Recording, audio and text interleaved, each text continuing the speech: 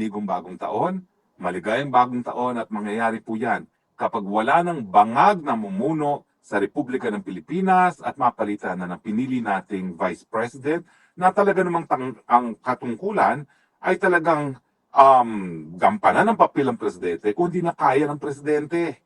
At ngayon po, lumabas ang survey results ng Pulse Asia na nagpapakita na hindi na talaga kaya ni bangag na mamuno sa gobyerno dahil ang kanyang trust ratings ay nagpapakita na wala na siyang kredibilidad. Hindi na siya katanggap-tanggap sa taong bayan. Well, unahin po natin, no? Ano ba ang importansya ng Pulse Asia rate survey? Well, sa akin po, ang importante po sa Pulse Asia, sila po ang pinaka-reliable. Matagal na po ako na naniniwala sa survey dahil ako po ay nasa kolehiyo sa University of Michigan. Nag-aral po ako dun sa Institute for Social and Political Research, nag-aral at nagtrabaho bilang isang RA, yung Institute for Social and Political Research, sila po ang nagpasimulo ng cross-sampling method para dito sa mga surveys na ito. So naniniwala po ako na scientific ang ginagawa ng Pulse Asia. Kilala ko po ang mga taong nasa likod ng Pulse Asia. Lahat po yan ay mga kasama ko sa UP. At bagamat ang SWS ay Pulse Asia rin, mas naniniwala po ako sa kredibilidad nila kasi yung mga resulta nila mas malapit sa aktual na naging resulta sa mga eleksyon kesa ikukumpira sa SWS. Pero ano po muna ang mga findings? No? At bakit ko sinasabi na wala ng kredibilidad itong si Bangag? Well, una-una po ang kanyang trust rating po ay, approval rating muna ay 34%. At ang kanyang disapproval rating ay 48%. Ibig sabihin, ang kanyang approval rating ay nasa negative 14%. 18% lang po ang decided. Ibig sabihin, minorya na lang ang wala pang opinion kung nag-a-approve sila o nag-disapprove kay Bangag. Miski idagdag mo pa yung 18, halos talagang hindi na mahahabol. Now, ang trust rating naman niya ay 32% lamang, samantalang 47% ang hindi nagtitiwala sa kanya. Ibig sabihin, yan po ay negative 15. Mantakin nyo, ang approval rating, negative 14. Ang trust rating ay negative 15. Ngayon, tignan naman po natin kung ano ang trust rating at approval rating ni Inday Sara Duterte. Si Inday Sara Duterte po nangangalampag pa rin at siya pa rin po ang pinaka-approve at pinagkakatiwalaan na leader sa buong bansa. Ang kanyang approval rating po ay positive 56. Ang kanyang disapproval rating ay 24. So siya po ay nasa positive territory. Positive, ano ba ito? 56 less 24. Positive 32%. Okay? At ang kanyang trust rating ay 54%. Mantakin nyo yan. Napakataas po ng trust rating ni Inday Sara Duterte. So again po, uulitin ko, 34% ang approval rating ni Marcos as against 56% ang approval ni Inday Sara Duterte. Ang trust ay 32% si Bangag at si Inday Sara ay 54%. Now, kinakailangan po maintindihan natin itong survey na ito. Well, unang-una po, no, talaga naman pong pareho sila nagsimula na napakataas ng approval at trust rating nung sila nahalal noong 2022. Pareho po silang nasa 80%. Pero ang makikita nyo po sa resulta ngayon, unang-una, talagang hiwalay na po talaga ang tinatahak na daan ng dalawang presidente at vice president. Naghiwalay na sila ng landas. At ang nangyari po ngayon, kakaunti na lang talaga ang nagtitiwala at nag-a-approve kay Marcos, samantalang si VP Sara, bagamat bumagsak din ang kanyang rating o bumaba rin rating niya from 80, nananatili pa rin po above 50. Ibig sabihin, meron pa rin siyang majority approval, meron pa rin siyang majority trust, no, na nawala na kay Marcos kasi nasa less than 50% na nga siya at nasa negative territory na siya. Now, itong rating po ni Marcos since 2022 ay nag-stabilize na po na napakababa. Wala na pong pag-asang mag-recover. Kaya nga po kahit anong gawin niya, mukhang hindi na niya makukuha ang approval at trust rating ng taong bayan. No? Now, sa katunayan, yung kanyang trust at approval rating ay nasa negative level na nga po. No? So talagang napakahirap na pong makabawi dyan. Samantala, si Vice President naman po ay pinagkakatiwalaan pa ng mayorya kasi 54 and 56, no?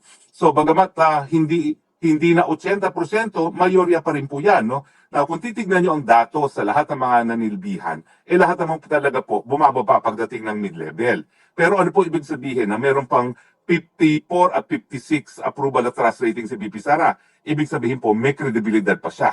At walang kaduda-dubda po no, na talagang siya pa rin ang primary contender para sa presidente at si Marcos wala na pong pag-asa yan at kung sino man ang susuportahan ni Marcos, wala na rin pong epekto ang kanyang endorso no, kasi nasa negative territory na ang kanyang approval at ang kanyang trust ratings. So makikita niyo po na itong si VP Sara talagang meron pa po siyang clear trust buffer. Ibig sabihin ay talaga nagtitiwala pa rin ang tao sa kanya. Makikita nyo na pati yung mga hindi nagtitiwala sa kanya, hindi naman ganong masyadong hindi siya pinagkakatiwalaan. No? So ibig sabihin, malambot lang naman po yung hindi nila pagkakatiwala kay VP Sara sa hanay ng mga hindi nagtitiwala kay VP Sara. Now, nakikita nyo po na iba na ng landas itong presidente at ang vice president doon sa simula ng taon na 2025. Ano ba kung mga nangyari dyan? Siyempre, sa simula ng taon, pinakidnap si Tatay Digong. At doon talaga bumagsak ang trust at approval rating ni Bangag. Okay? Now, so makikita nyo po na talagang sa ngayon, wala pong kaduda-duda. Kung tayo po ay pipili ng isang susunod na presidente, talaga pong wala na pong iba pa sa horizon ang pipiliin ng taong bayan kung hindi si VP Sara. Ang tanong, bakit ganitong sadsad ang trust at saka approval rating ni Marcos? Well, nandiyan na nga po yung pinakulong niya si Tatay Digong, kinidnap niya. Kasi nung pinakulong at pinakidnap niya si Tatay Digong, hindi lang niya pinatupad yung kagustuhan niya na manatili sa pwesto sa pamamagitan ng pag-aalis ng mga banta sa kanilang Marcos 2.0 na plano na Marcos forever again, kung hindi, talagang ibinenta rin po niya ang soberenya ng Pilipinas. Dahil yung pagkakakidnap niya kay Tatay Digong at pagpapadala sa dahig, unang-una siya na po mismo paulit-ulit na nagsasabi mula po noong 2023 na hindi na siya makikipagtulungan sa ICC dahil nga po ito ay magiging labag sa ating soberenya.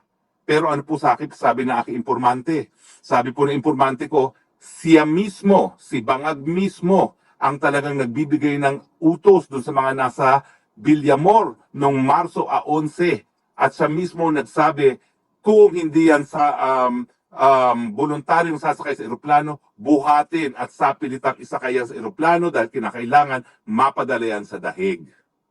So natural, magagalit ang taong bayan dahil hindi lang si Presidente Duterte ang pinaka-approve at pinaka-trusted na leader nung siya'y umalis sa kanyang katungkulan. Kung hindi ako nasa 80% nga ata approval at trust rating niya nung siya'y umalis no?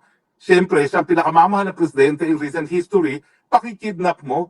At siyempre, dahil siya na mismo nagsabi na kapag siya'y nakipagtulungan sa ICC, malalabag ang ating soberenya, si Marcos Bangag na mismo ang lumabag sa ating soberenya, ang lumabag sa ating saligang batas, ang siyang nagtaksil sa taong bayan dahil pinakidnap niya si Tatay Digong sa mga dayuhan na wala naman po talagang jurisdiction na para litisin ang mga nangyayari sa Pilipinas. Di umanong nangyayari sa Pilipinas dahil nga tayo po ay bumitiw. Bukod po dyan, patuloy pa rin ang problema ng walang tigil na pagtaas ng presyo ng bilihin. Aba ito po'y nagsimula matapos sa isang taon nang siya'y naging presidente. At patuloy po, wala pong tigil ang patuloy na pagtaas ng presyo ng bilihin. At siyempre, ang naging konklusyon dyan, hindi lang naging walang ya at walang hiya talaga itong si Marcos, kay Tatay Digong na nagpalibing sa kanyang ama, at talaga namang binaliwala ang soberenya ng Pilipinas nang pinakidnap si Tatay Digong papunta ng dahig. Kung hindi, wala rin silbi si Bangag Jr. dahil nga po patuloy pa rin ang problema ng taong bayan sa walang tigil na pagtaas sa presyo ng bilihin. At siyempre ngayon po, lumalabas din sa Pulse Asia na pangalawa sa concern ng Pilipino ngayon ay korupsyon. Korupsyon na sang-ayon kay Zadico ay nagbumula at nagtatapos mismo kay Bangag Marcos Jr. Napakadali naman po para maintindihan kung bakit. Una-una, lahat po yan ng insertions, yan po ay pinirmahan ni Presidente. Siya na nga nagsumite ng original budget sa Kongreso ng 2025 at 2026. Bakit pinayagan niyang salawlain ng mga kongresista na naging dahilan para makurakot ang pera ng taong bayan? At siyempre, yung naging testimonya rin ni Zaldi na ang presidente mismo ay nagpasok ng 100 billion insertion sa 2025 budget at sa 2026 budget ha. At si Zaldi ko mismo ang nag-deliver na 25% or 25 billion pesos kay Marcos Jr. Paano nga niyo yung sasabihin na, ay naku, talagang susupilin natin ang korupsyon? Siya yung pinakakurap.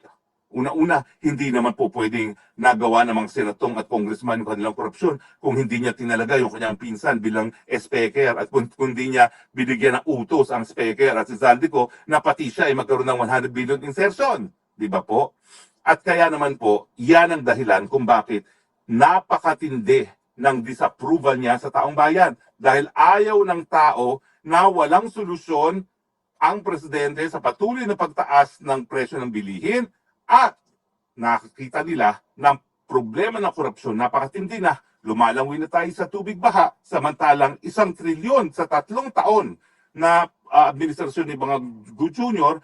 ang nakurakot ng mga senatong at congressman at ng Malacanang mismo, no? Dahilan kung bakit lumalangoy sa tubig baha ang sambayan ng Pilipino. Nandyan pa yung paulit-ulit na suspecha nung una na siya ay bangag. Diba? Ako po, pinupulbos ni Bangag at ako po, sabi ng informante ko, si Bangag mismo ang nag-utos na pulbusin ako. Akala ko dati si Lisa Tanas pero hindi daw po, si Bangag mismo dahil napipikon siya doon sa pulburonic video na ang ginawa ko lang naman po, in-authenticate ko sa pamamagitan ng computer apps at sa pamamagitan ng eksperto na nagsabi na hindi siya AI bago ko ipakalat. Dahil meron naman pong karapatan ng taong bayan sa impormasyon na nakakaapekto sa kanila pang araw-araw na buhay. Hindi ba ho kung bangag ang presidente, yan ay may pakialam ng taong bayan? Dahil kung siya ay bangag, wala siyang solusyon na maibibigay sa problema nga ng taong bayan. At ngayon po, hindi lang po suspetsa yan. Hindi lang po yan sinabi ni Presidente Duterte noong Enero ng 2024 na naging dahilan siguro talagang kaya nagdesisyon ng bangag na pagdating ng 2025 ipadala na sa Hague itong si Tatay Digong. Hindi lang po yan dahil doon sa confidential agent ni Agent Morales ng PIDEA, hindi lang po yan dahil doon sa pulburonic video na sinisisi sa akin, hindi lang din po yan dahil sa testimonya ni Cathy Binag na nakikita niyang tumitira na cocaine si Bangag Jr. kasama na kanyang dating partner, kundi dahil na rin sa revelasyon ni Amy Marcos, sariling kapatid, na bangag nga ang presidente. So ngayon, hindi na nga siya dapat mag-hair follicle test dahil nakumpirma na ng sarili niyang pamilya, kadugo, na siya ay bangag. Paano naman pagkakatiwalaan? Paano naman pagbibigyan approval ang bangag na presidente ng taong bayan? So hindi po nakapagtataka na negative territory na ang approval at trust rating ni Marcos Jr. dahil nga po siya ay bangag, dahil siya ay bangag, siya ay walang solusyon sa problema ng patuloy pagtaas ng presyo ng bilihin, siya ang punot dulo ng korupsyon at siya po ang lumabag sa soberenya ng Pilipinas nang siya pa ang nagpakidnap kay Tatay Digong. By way of hindsight siguro, nagkamali sila nung pinakidnap nila si Tatay Digong. Ang akala nila, pag wala na si Tatay Digong sa Pilipinas, mawawala na yung tinik sa kanilang kagustuhan na manatili sa pwesto till kingdom come. Nako, kabaliktaran po nangyari. Naggalit ang taong bayan dahil hindi lang nila mahal si Tatay Digong. Nakita natin na bukod pa sa pagmamahal kay Tatay Digong, pinangangalagaan din ng taong bayan ang soberenya at pagiging independenteng bansa ng Republika ng Pilipinas. So nakita po natin, dahil negative na po ang approval at trust rating, wala na po talagang silbi ang presidente. Political scientists will now say na itong survey na negative 14 at negative 16 na trust at saka approval rating ay dahilan para maging lame duck president na po ang presidente. Wala na po siyang kredibilidad, wala na siyang moral authority para manilbihan bilang presidente. Ang pinakamaganda niyang gawin ay talagang tanggapin ang payo na kanyang nakakatandang kapatid na si Senator Amy Marcos, magpahinga na, magretiro, magpagaling, alagaan ang sarili, alagaan ang kanilang matanda ng ina, at ibigay na ang pagiging Pangulo kay VP Sara Duterte. Hindi ever ko po sinasabi na perpekto si Sara Duterte. Marami pa po talagang areas na dapat talagang i-address ni VP Sara. dapat ngayon po pa lamang, binibigyan na tayo ng idea ni VP Sara kung paano nga niya susupilin itong problema ng walang tigil na pagtaas sa presyo ng bilihin at korupsyon. Bagamat ang sinasabi niya, ayaw niyang turuan si Marcos kung paano gagawin. Pero dapat, ngayon pa lang, dahil nakikita natin na wala na talagang tiwala at wala na pong approval rating ang taong bayan kay Marcos Jr., na siya ay tinitignan na talaga bilang successor president. At siguro ngayon po dapat ilatag na ni VP Sara kung paano roadmap na gagawin niya from day one, kung paano niya talagang susupilin ang problema ng inflation at ang problema ng korupsyon. At siguro makita na natin kung sino mga taong mga pagkakatiwalaan niya na ipatupad ang kanyang mga polisiya, no? At siyempre, dapat nang pag-isipan ni VP Sara ano bang opsyon na po pwedeng gawin dahil talaga ang problema ngayon ay ang mga Kongreso at ang Senado. Masyado talaga silang nakipagsabwatan sa presidente para sa issue ng korupsyon. So ngayon, dapat pag-isipan na talaga ni VP Sara kung she will go the route of Cory Aquino na revolutionary government para mawala ang korupsyon dyan sa Kongreso at magkaroon ng honest-to-goodness constitutional convention para baguhin ang saligang batas. Ang aking suwestyon, dahil ako naman po minsan na naging miyembro din ng Kongreso, hindi po mapuputol ang korupsyon habang ang mga congressmen ay hinahalal on a per district basis. Kasi aasahan talaga ng constituents nila na magkaroon ng proyekto. At habang sila at tagagawa ng pangtaunang budget, talagang iisipin ng mga congressman at senator na may karapatan silang kumita sa budget na kanilang isinasa batas. Ang aking solusyon ay natutunan ko po dito sa Europa. Halos lahat pala po ng bansa rito na merong parliament ay hinahalal ang members of parliament hindi on a per district basis but on a per party basis. Kasi pag ang mga congressman ay ihalal muna na ang tunay na basihan ay kanilang partido at ang partido nila ay naglatag ng plataforma de gobyerno, ang ipagbubutuhan ng taong bayan ay yung plataforma na hinahain sa taong bayan at hindi ang mga personalidad. At dahil wala nang ang mga district congressman, wala nang mga pagre-reportan ang mga district engineers na siyang nagiging instrumento para ipagpatuloy itong kultura ng korupsyon sa ating sistema ng gobyerno. Isa lang po yan sa dapat sigurong pag-isipan kung tayo magkakaroon ng panibagong saligang batas. Ako po, hindi ako naniniwala na kinakailangan baguhin pa itong Senate at saka itong